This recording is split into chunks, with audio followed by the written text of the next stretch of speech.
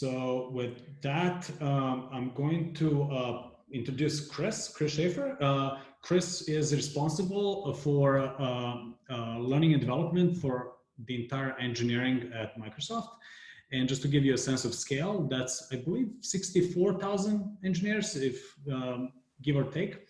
We're up to 67 now. Wow, okay.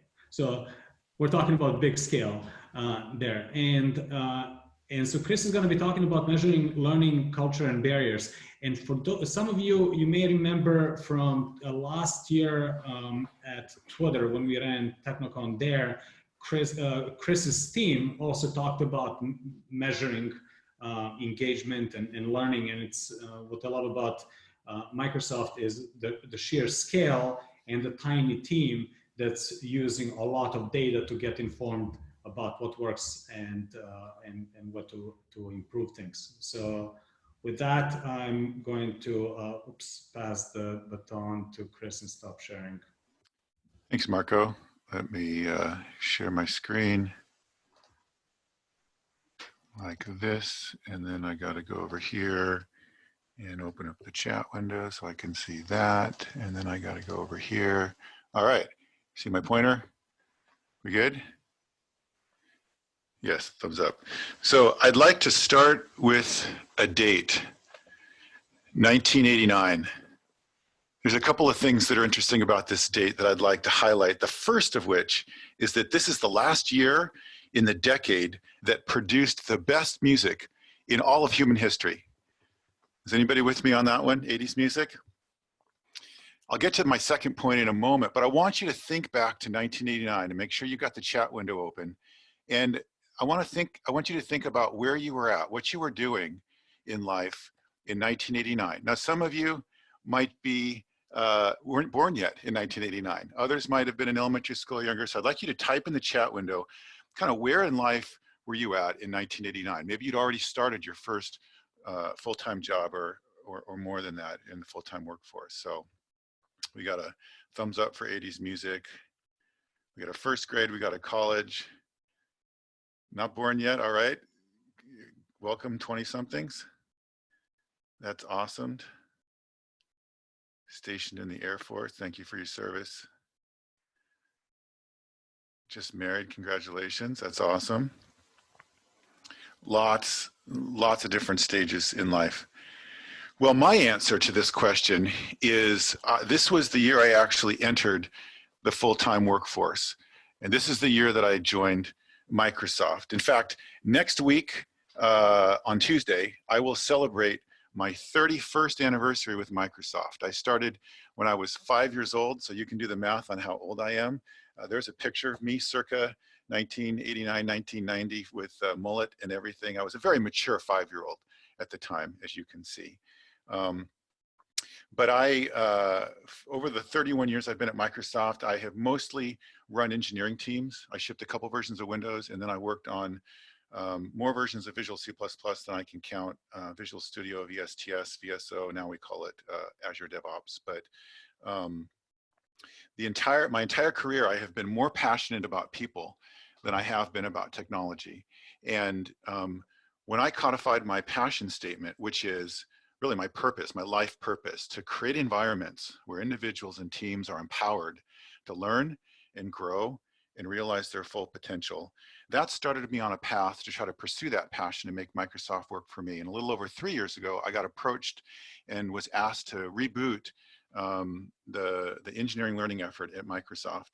And so now I run the engineering at Microsoft Learning and Insights team. As Marco alluded to, we have a small team. I have 4 people on my team, and we look after the learning and development of the 67,000 engineers. When I say engineer, I mean all the technical folks. That's software engineers, program managers, data scientists, as well as our hardware folks and research. And that has grown over the last 3 years from about 48,000 to over 67,000. Last week, we passed that mark worldwide. Our vision is to empower every engineer at the company to achieve more. That might sound familiar to you if you know Microsoft's mission statement. We want to empower every engineer to achieve more through learning and insights. And the insights piece is a little bit of what I want to share with you today. So when we talk about learning, we love this quote from Satya, where we want to be a bunch of learn-it-alls, not a bunch of know-it-alls. And this is all part of our huge cultural transformation that we have. I have my little, one of the stickers that we have over my shoulder here. The know-it-all is crossed out, learn-it-all is bold. That's what we're committed to doing. And because I'm talking about learning, I'm representing today with my shirt that says I love learning.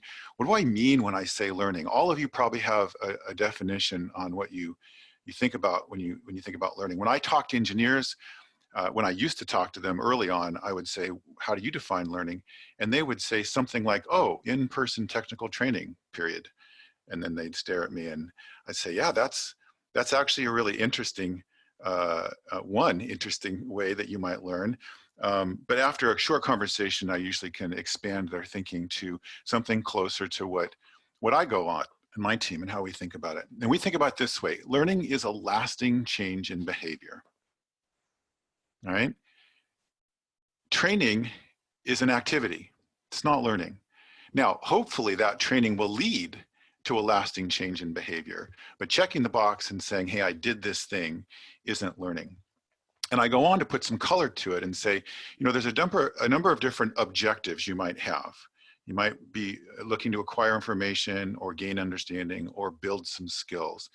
And you can do all three of these things through any number of activities. You can acquire information through instruction, or you can build skills by studying, or maybe by trying some things and failing through experience. That's why I picked the little falling person icon to represent experience, because as we know, we learn a lot when it doesn't go as we expect. So this is how I define learning. And at Microsoft, we have a strategy, a learning strategy that have 3 pillars. And the first pillar for learning is fostering a learning culture. We're talking about the environment. And this is foundational. This is really a prerequisite. If you don't have an environment that fosters learning, it's hard to do much else moving forward.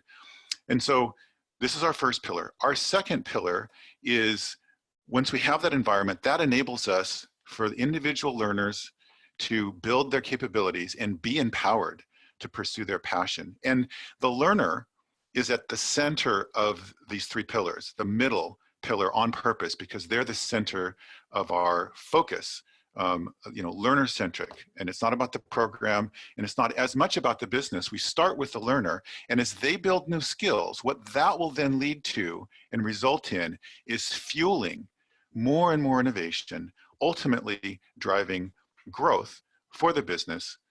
Everybody wins.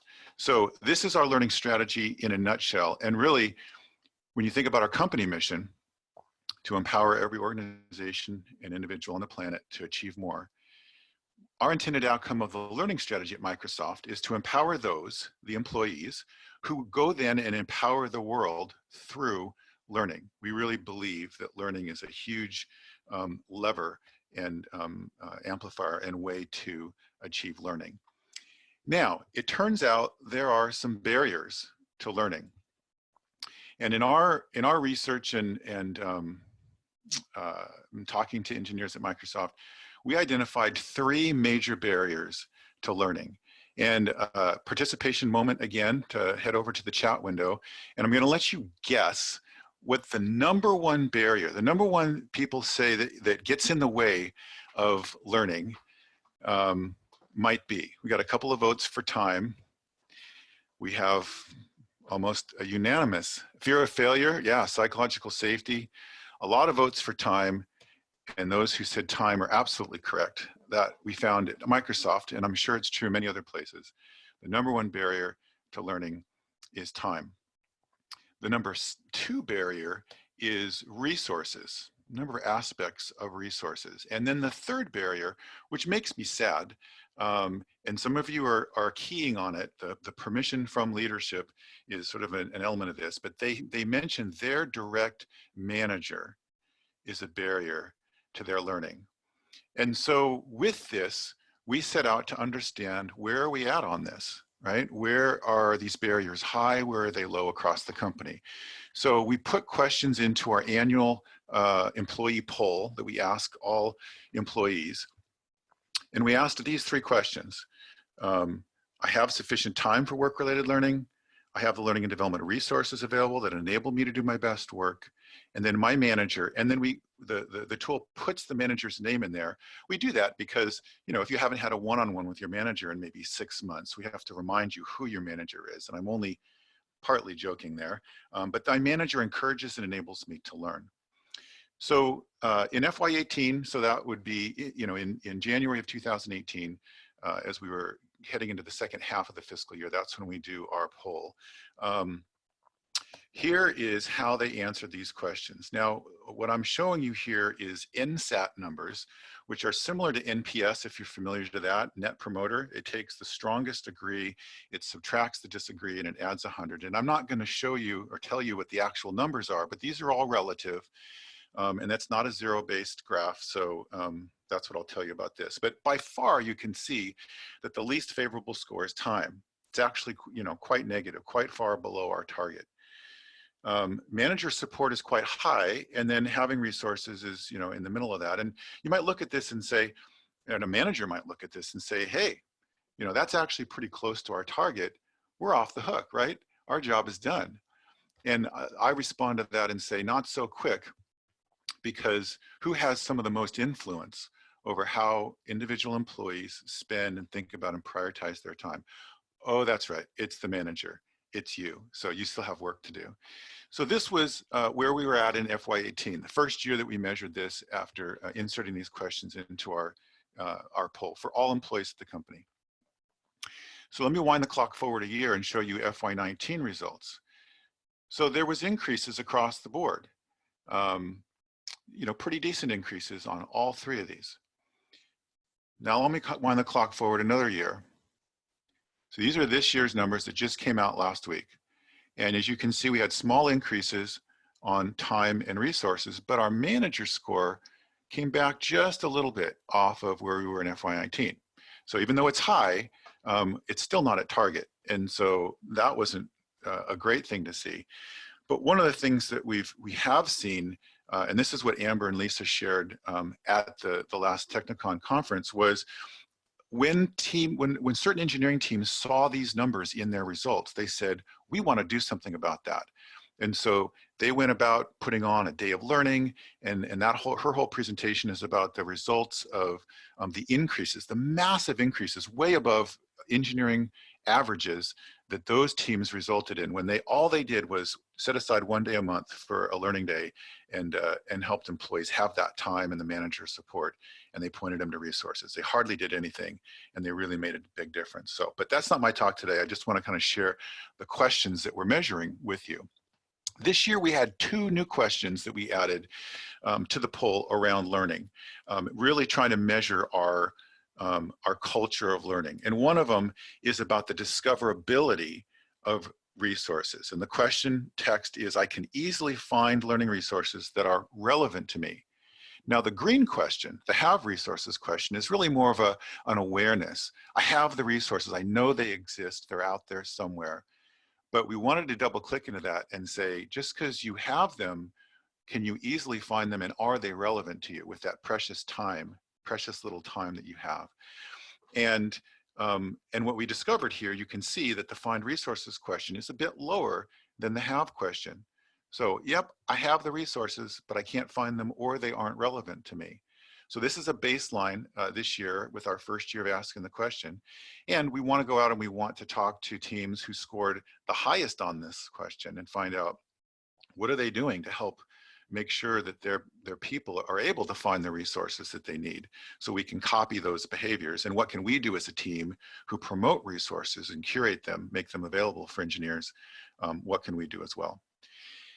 Now, the next question is related to an element of our culture of learning that there's a bunch of dimensions that I didn't share with you below each pillar. And one of them is everybody teaches and shares.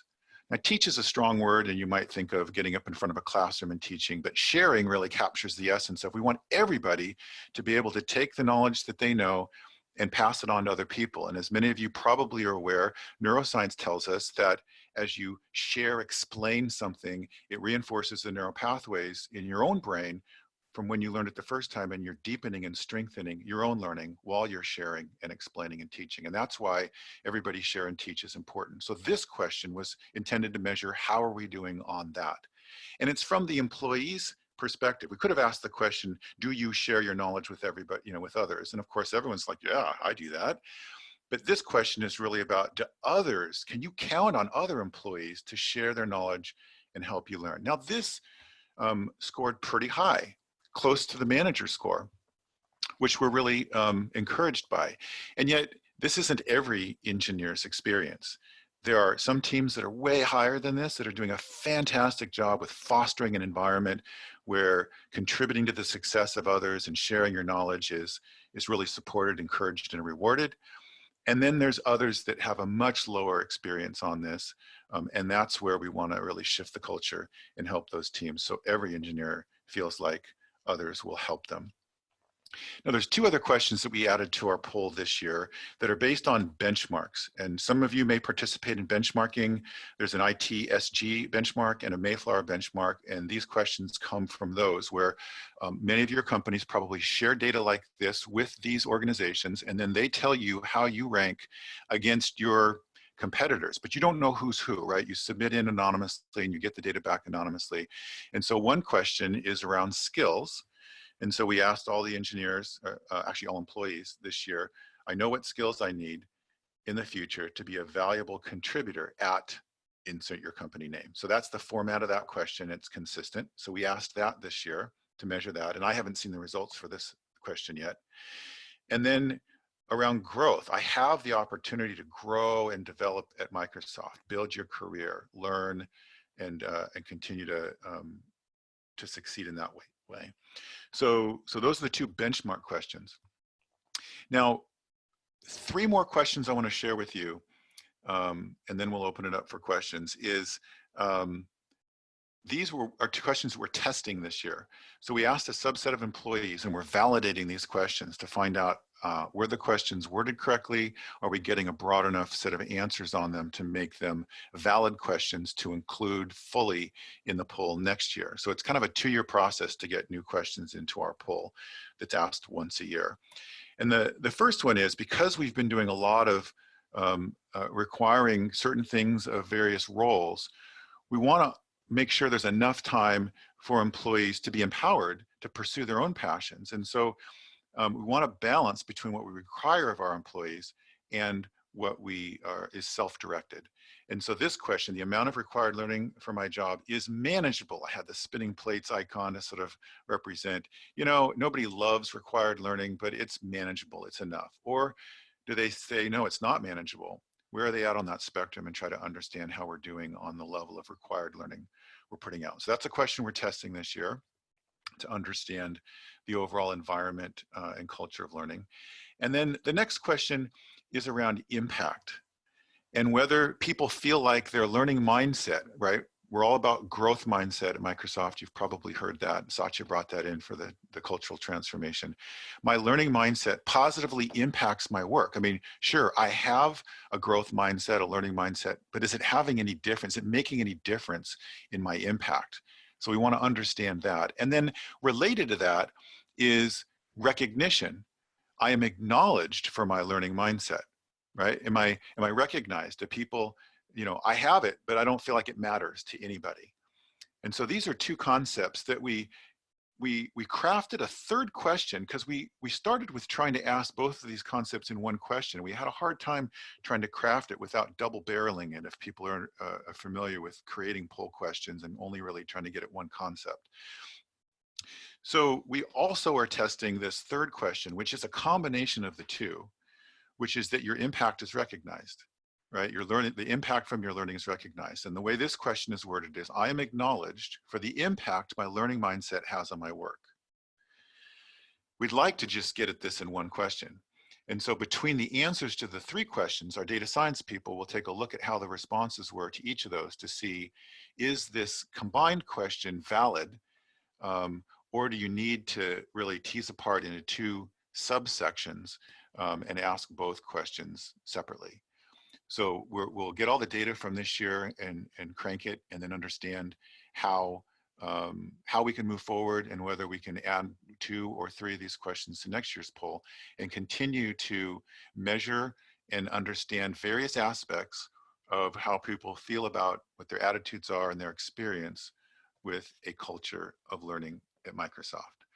And so with that, I will sort of shift over to Q&A and engage with folks in whatever you want to talk about.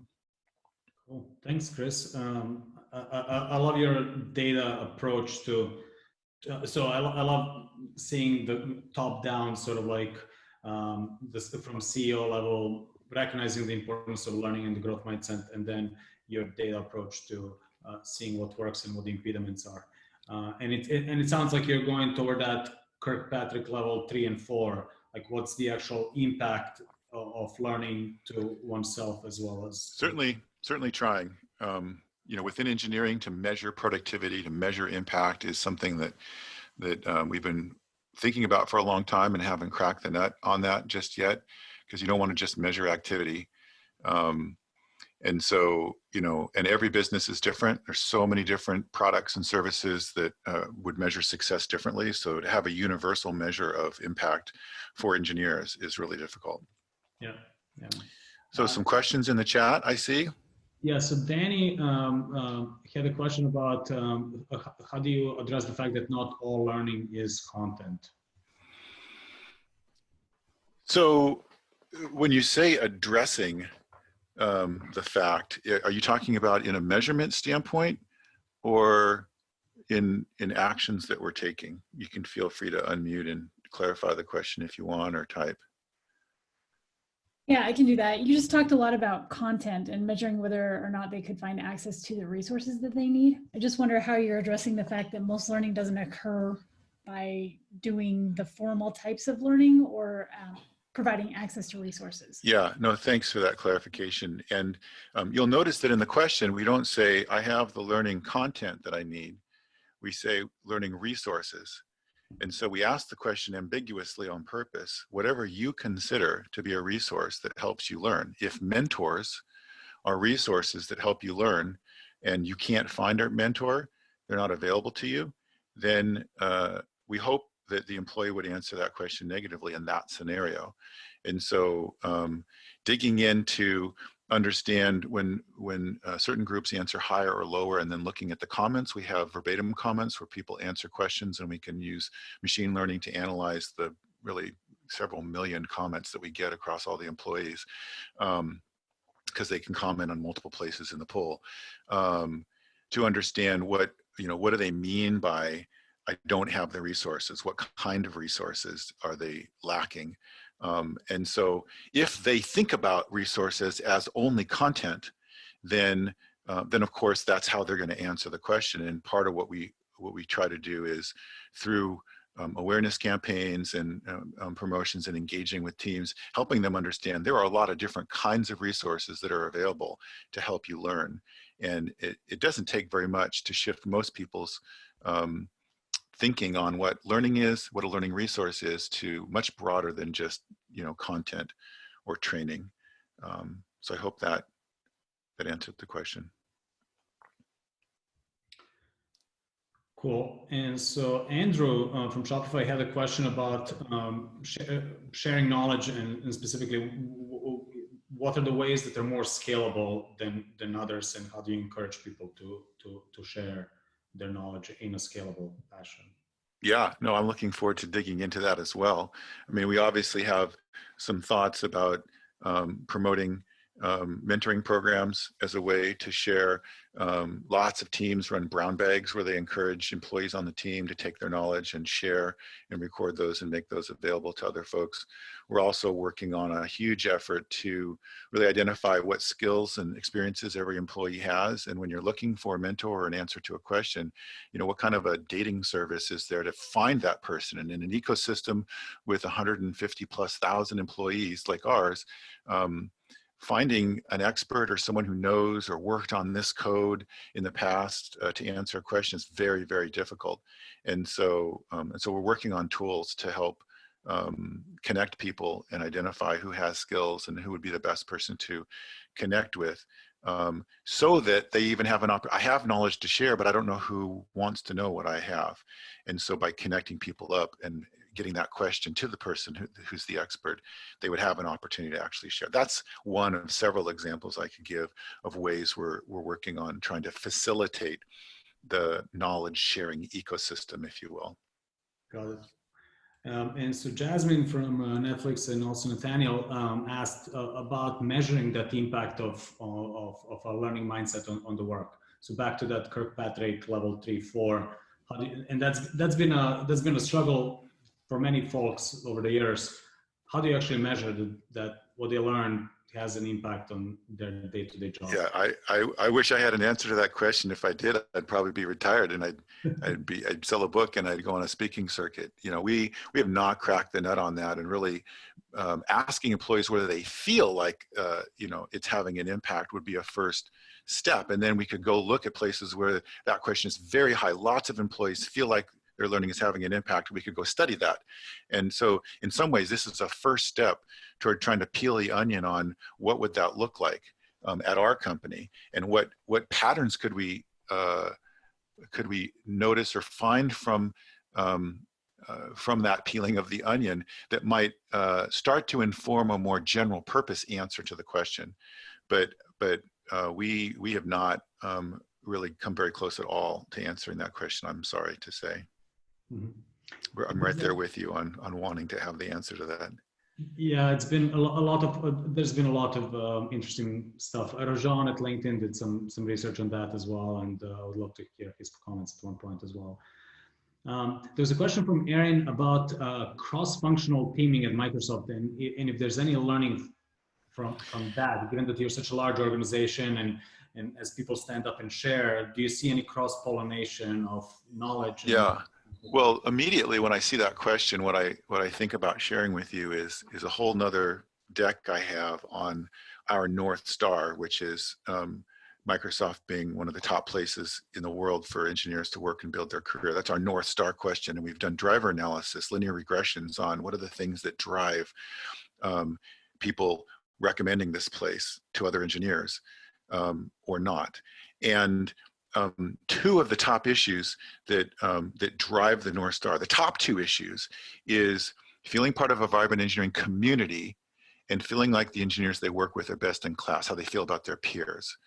And when we dug into what do they mean by community, do they mean coming together in big groups for an event? A little bit, but mostly what they mean, the top two drivers of both community and peers is coordination of work. My team is good at coordinating work, and my team is good at sharing code, components, and services. And so we have an annual hackathon that many of you may have heard about in the summer. It's the largest private hackathon in the world.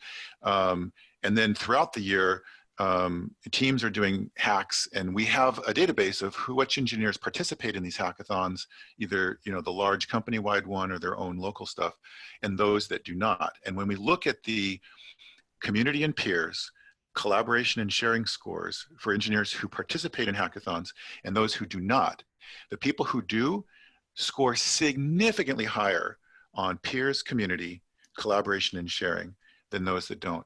Now, that doesn't mean that hackathon is the silver bullet, but what it indicates is that what they mean by collaboration, coordination, sharing, community is actually building stuff together across boundaries, which really gets to, I think, your question about cross-functional teaming. Where people feel like that's happening, their net promoter score, which is really kind of the highest bar for how well are we doing, I would recommend Microsoft as one of the top places for engineers, is way higher. And so we think there's a direct connection between collaboration, cross-functional, working across boundaries, which there have been a lot of at Microsoft, that's a key driver of that. So that's what we see, that's what we believe, and we're working right now on how do we facilitate the tooling and the systemic, political, and other barriers that get in the way of people collaborating and working across boundaries to build stuff. That's our one Microsoft cultural commitment. And it's a nice thing to say. It's another thing to do when you have grown up in a siloed sort of competitive thing, guns pointing each other. I've been here a while, and that all of that was true, and it's way less true today and continues to get better and better, but it's still a barrier. So great question, thanks. Yeah, I mean, I've observed that at other organizations as well, where it's my team is great, but cross-team conversations are poor, and it's always a challenge how to kind of facilitate that conversation, those conversations among teams, not within a team, but between teams. So, uh, cool. And Jasmine also had a question about any tooling that you have in place. You're doing all these polls at scale. How do you figure out the sentiment? Do you have any tool that you would recommend for sentiment analysis? So Or I read every comment. I take a little notebook and I write down what I think about. No, I'm kidding. Yeah, we have a number of tools that have been built internally. You know, there are external tools that are available. We've tried some of those as well. You know, some of the issues require some tuning, and there's a number of different efforts at Microsoft, which is typically the case. And we've made some efforts to try to bring those efforts together to pool the expertise and the learning from different approaches that teams are making. So we're still kind of in earlier days on getting super mature about that. But you mentioned using a tool like Stack Overflow. We do have an internal instance of Stack Overflow, and when I measure learning engagement, any kind of engagement in a learning platform or tool, which could be consumption on something like Pluralsight or O'Reilly. It could be clicking around in our LXP, our learning experience platform, looking for learning. And if you ask a question or answer a question on Stack Overflow, then that's really a social platform and the social kind of learning, which is really starts to get into a little bit more mature Kirkpatrick model than just, you know, straight up activity by yourself. So we do like Stack Overflow, and we'd love to see more kind of question and answer learning and sharing going on in that. But we have a pretty decent participation rate on that. And I see that I'm at time. So I don't know if you want to, we can take more questions at the end, but I want to be. yeah, maybe just one from Andrew. He was asking about any data about any insights about exemplar teams. Are certain teams better at sharing themselves than others? And is that something that, do you see any patterns in something that can be ported from team to team? Or? Yeah, great question, Andrew. And the answer is yes, absolutely. We that North Star and the drivers of it that I mentioned earlier. I took the data from every engineering manager at the company on those 6 questions and just summed up their NSAT scores and looked at the top 10% of engineering managers who scored the highest on these things, highest net promoter, highest drivers of that. And I went and I interviewed a bunch of them and my team just to say, what are you doing? And we took tens of thousands of words of notes, and we coded the notes and we absolutely found patterns that those engineering managers are doing in practices. And now we're trying to sort of find out what are the very specific habits and practices within the teams that are kind of specific to engineering that we can package up and share in a way that other engineering managers would, you know, would desire, you know, to take in and do something different to sort of brighten themselves up, if you will. I call them bright spots. And so we've done a bunch of work around that and gotten some really interesting insights from it, which is a whole another presentation. Awesome. We'll be looking forward to that. Thank you. Absolutely. Hey, thanks for letting me share.